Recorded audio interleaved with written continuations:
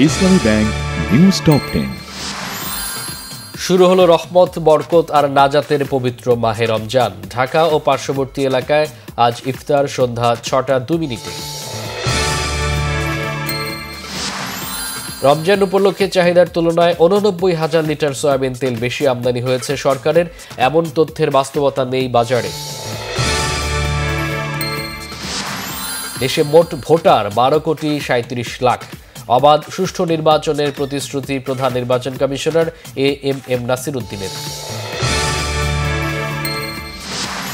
ব্যতিক্রমী কিছু মানুষ ও প্রতিষ্ঠানকে এবছর স্বাধীনতা পুরস্কার দেওয়া হবে, জানিয়েছেন শিক্ষা ও পরিকল্পনা উপদেষ্টা ডক্টর ওয়াহিদুদ্দিন মাহমুদ।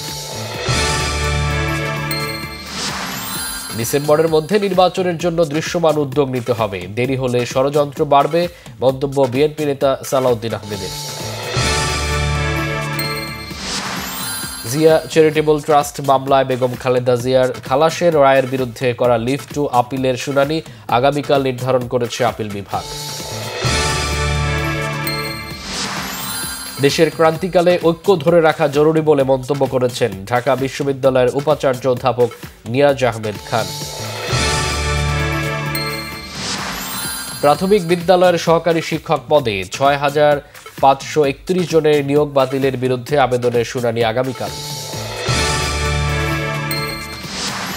আগামীকাল ভারত যাচ্ছেন বাংলাদেশের 11 প্রতিনিধি, অংশ নেবেন গঙ্গার পানি চুক্তি বিষয়ক 86তম বৈঠকে।